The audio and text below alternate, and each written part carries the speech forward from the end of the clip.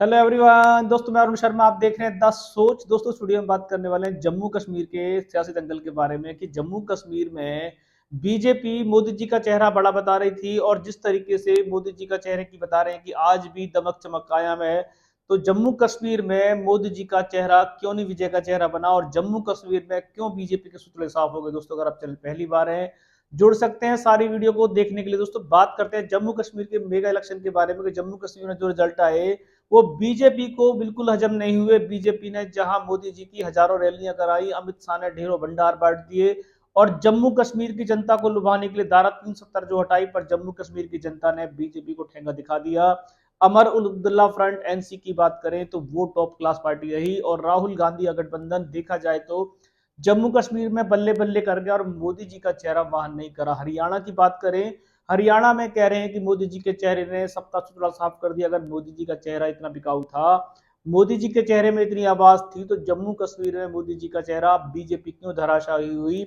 जहां जम्मू कश्मीर में मोदी जी ने कांग्रेस को लताड़ा था, और अमर अब्दुल्ला फ्रंट को काफी तरीके से घेरने की कोशिश की गई, जो बोला था कि ठगों का गठबंधन है और ये पाकिस्तान के साथ मिलते हैं, ऐसी उन्होंने अपनी आवाज रखी थी। उसके बावजूद भी जनता ने मोदी जी की आवाज को नकार दिया, और जम्मू कश्मीर में एक तरफा जीत एनसी गठबंधन की हुई और राहुल गांधी गठबंधन वहां जीता। इसके विपरीत हरियाणा में किसी तरीके से बीजेपी पंचम लहरा गई, पर अगर उसमें देखा जाए जोड़ तोड़ की जो राजनीति हुई है, जहां बीजेपी को पता था हजारों मुद्दे मैदान में पड़े हैं। नायब सिंह सैनी से पहले खट्टर सरकार के चलते 10 साल में बीजेपी औंधे मुंह गिरती जा रही थी। उन्होंने, अगर बीजेपी अच्छी चल रही थी, तो उन्होंने मनोहर लाल खट्टर के हाथ से सरकार क्यों छीनी, क्यों उनको रातों रात खट्टर को हटाना पड़ा और नया चेहरा लगाना पड़ा।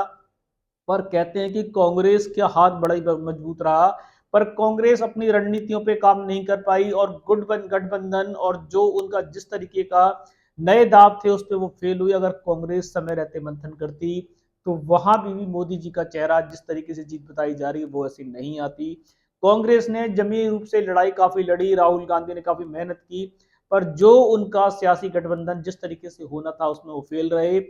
उन्होंने हुड्डा को फ्री हैंड देकर जिस तरीके से हरियाणा खो दिया, उससे मोदी जी का चेहरा चमक गया। अगर वास्तव में मोदी जी का चेहरा चमक रहा होता, तो जिस तरीके से 400 का आंकड़ा था, इस बार 400 का आंकड़ा पार होता, और जिस तरीके से 90 सीटें हरियाणा में थी, 90 सीटें आ जाती। और अगर जम्मू कश्मीर की बात करें, तो जम्मू कश्मीर में भी बीजेपी एक तरफा विजय निकालती, पर मोदी जी का चेहरा अब इस तरीके से कहा जा सकता है कि कुछ एरियो में कामयाब है। पर जम्मू कश्मीर में धारा 370 हटाकर बीजेपी ने बड़े बड़े दावे किए कि जम्मू कश्मीर में अमर शांति बीजेपी लेके आई है, और इस बार बीजेपी की सरकार बनेगी। जिस तरीके से बीजेपी ने वहां लंबी लंबी हुंकार भरी थी, मोदी जी की रैलियां कराई गई थी, और उन्होंने कांग्रेस अमर अब्दुल्ला महबूबा को काफी घेरा था, पर किसी भी तरीके से बीजेपी जम्मू कश्मीर में मोदी जी को चेहरे के बावजूद, बीजेपी के लाख डंके बजाने के बावजूद, राम मुद्दा चलाने के बावजूद, योगी कार्ड चलाने के बावजूद जम्मू कश्मीर में बीजेपी किसी भी रूप में नहीं आई। अब बीजेपी भले ये कह दे कि मोदी जी का चेहरा हरियाणा में चल गया, पर अगर मुद्दे की बात की जाए तो मोदी जी का चेहरा हरियाणा में नहीं चला। हरियाणा में कांग्रेस की नाकामियां बीजेपी मुद्दा उठा गई। हजारों जमीन पे मुद्दे बीजेपी के आज भी पड़े हैं, बीजेपी ने हरियाणा में कोई काम नहीं किया।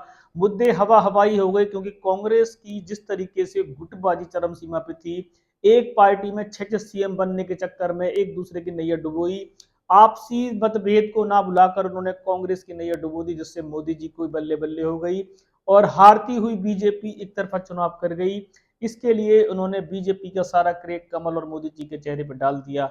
हरियाणा की नाकामी मोदी जी का विजय का चेहरा नहीं हो सकती। हरियाणा की नाकामी कांग्रेस के गठबंधन ना करने से हुई है। हरियाणा की नाकामयाबी, हरियाणा में जो दो तीन सीएम आपस में लड़ रहे थे, कांग्रेस उनको बुझाने में कामयाब नहीं रही, और उन्होंने हाथ के मजबूत को भी सबसे कमजोर कर दिया। आप देखते हैं कि इस तरीके की वाहवाही मोदी सरकार किसी और प्रदेश में लूटेगी जहां इंडिया गठबंधन कमजोर होगा, जहां इंडिया गठबंधन की नाकामयाबी होगी, वहां मोदी जी का चेहरा चलना निश्चित है, जैसे जम्मू कश्मीर में चला है। जम्मू कश्मीर की हार जिस तरीके से बीजेपी की हुई है, ऐसी ही हार हरियाणा में कयास लगाए जा रहे थे, पर दाव पलट गया कांग्रेस के गठबंधन ना होने से, और कांग्रेस के आपसी मतभेद जिन्होंने एक दूसरे को हराने के चक्कर में कांग्रेस को हरा दिया। इससे बीजेपी एक तरफा चुनाव जीत गई, और सारा क्रेप मोदी सेना को चला गया। अब देखते हैं कि हरियाणा के अलावा क्या मोदी जी का चेहरा किसी और प्रदेश में चमकेगा, जैसे जम्मू कश्मीर में तो नहीं चमका, क्या और चमकेगा और कहां फिर दोबारा से मोदी सरकार इस डंके की चोट के ऊपर कि मोदी जी का चेहरा चल रहा है और बीजेपी जीत रही है, आगामी कहां पे ये विजय हासिल होगी समय बताएगा। उस रुझान पे नजर बना के रखेंगे। आप चैनल में पहली बार हैं, जुड़ सकते हैं सारी वीडियो को देख। दोस्तों मैं अरुण शर्मा मिलूंगा नई सोच के साथ, तब तक अपना ध्यान रखें। नमस्कार।